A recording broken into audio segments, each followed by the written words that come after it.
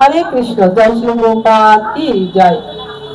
আগামী 3রা মার্চ রোজ মঙ্গলবার 2026 সালের প্রথম চন্দ্রগ্রহণ। আমরা অনেকেই এই চন্দ্রগ্রহণটাকে অবহেলা করে এড়িয়ে যাই বা অবহেলা করি। আমরা বিশ্বাস করতেই চাই না যে চন্দ্রগ্রহণের সময় বিশেষ করে যারা গর্ভবতী মায়েরা থাকে তারা যে যে কাজগুলো করে, যেগুলো ভালো কাজ করে তারও ফল লাভ হয়, আবার যে খারাপ কাজ করে তার অবশ্যই ফল লাভ হয়। আমার গীতা স্কুলের শিক্ষার্থী কিন্তু প্রাথমিক বিদ্যালয়ের শিক্ষিকা। তিনি যখন গর্ভবতী ছিলেন, বিশেষ করে তার বড় সন্তানের সময়, তখন ছিল চন্দ্রগ্রহণ। তিনি কি করেছিলেন আমরা মাতাজির মুখ থেকেই শ্রবণ করব।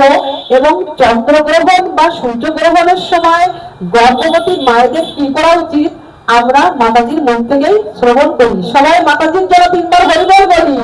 হরি বল, হরি বল, হরি বল।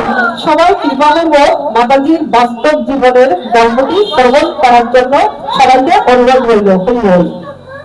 হরে কৃষ্ণ।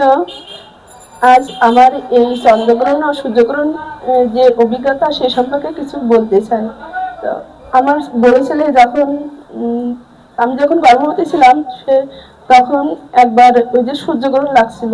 তো পুরোটা সময় আমি যে ভগবানের নাম স্মরণ করছিলাম, আর গীতাটা সেটা বাংলা গীতা ছিল, গীতা পুরোটা পাঠ করার চেষ্টা করছিলাম। আর ভগবানকে বলছিলাম যে ভগবান আমার যেই আসুক না কেন, ছেলে হোক মেয়ে হোক, সে যেন গীতার 700 শ্লোক সব মুখস্থ করতে পারে।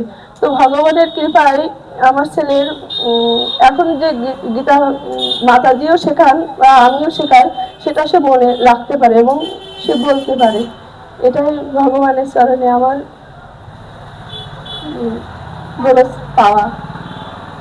এটুকুই বলা ছিল। মাতাজি যখন গর্ভবতী ছিলেন তখন সূর্যগ্রহণ মাতাজি যখন গর্ভবতী ছিলেন তখন সূর্যগ্রহণ ছিল। মাতাজি গীতার সম্পূর্ণ গীতাটাই শেষ করেছিলেন এবং ভগবানের কাছে প্রার্থনা করেছিলেন যে আমার সন্তান যেন যে আসে পৃথিবীতে, সে কন্যা সন্তান হোক আর পুত্র সন্তানই হোক, সে যেন শ্রীমৎ ভগবত গীতার 716টি মুখস্থ করতে পারে। আসলে মাতাজির সন্তানও ছোট, বয়স কত মাতাজি? মাত্র 5 বছর। মাতাজির সন্তান মাত্র 5 বছর। আমার শিক্ষার্থী এই বয়সেই আমি যেগুলো গীতা শিখিয়েছি সে বিশেষ করে যে 5টি শ্লোক এখনো সম্পূর্ণ মুখস্থ করতে পারে। তাহলে চন্দ্রগ্রহণ আর সূর্যগ্রহণের সময় গর্ভবতী মায়েরা ভগবানের নাম গুণকীর্তন মহিমা শ্রবণ করতে পারেন, বিশেষ করে শাস্ত্র অধ্যয়ন করতে পারেন, শ্রীমৎ ভাগবতম পাঠ, শ্রীমৎ ভগবত গীতা পাঠ করতে পারেন। মাতাজি পাঠ করেছিলেন, শ্রীমৎ ভগবত গীতার সম্পূর্ণ শেষ করেছিলেন এবং ভগবানের কাছে প্রার্থনা করেছিলেন যে হে ভগবান, আমার গর্ভের যে সন্তান, সেই সন্তান যেন 716টি ভগবানের মুখ নিঃসৃত বাণী 716টি যেন মুখস্থ করতে পারে। দেখেছেন ভগবান অন্তর্যামী, ভগবান ভক্তের মনস্কামনা পূর্ণ করেন।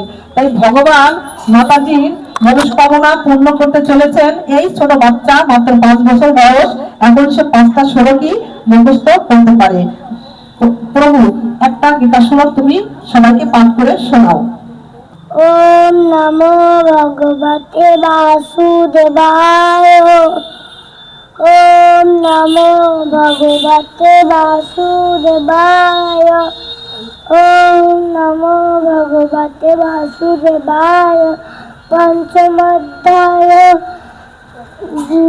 কর্ম সন্ন্যাস যোগো দ্বিতীয় বিনয় সম্পন্নে ব্রাহ্মণ গৃহস্থিনী সুনিচায়ে বাসু অপকেশ পণ্ডিত সমদর্শিন অনুবাদ যথার্থ জ্ঞানবান পণ্ডিতেরা বিদ্যাগুণ সম্পন্ন ব্রাহ্মণ গা গৃহস্থী কুকুরবাদী সন্তান সবার প্রতি সমদর্শিন জগতের সকল জীবের কল্যাণ করে কৃষ্ণ।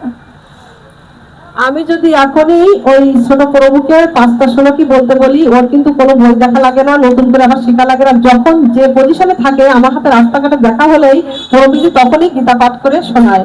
সবাই প্রভুর জন্য 3বার হরিবল বলি, হরি বল, হরি বল, হরি বল।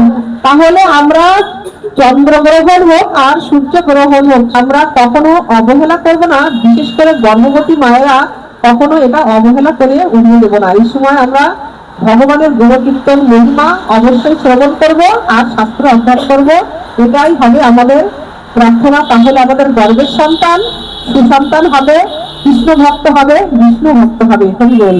জয় শ্রী প্রভুপাদ কি জয়, জয় শ্রী গুরুদেব কি জয়। এটাই গৌর প্রেমানন্দে হরি হরি বল, হরি বল, হরি বল।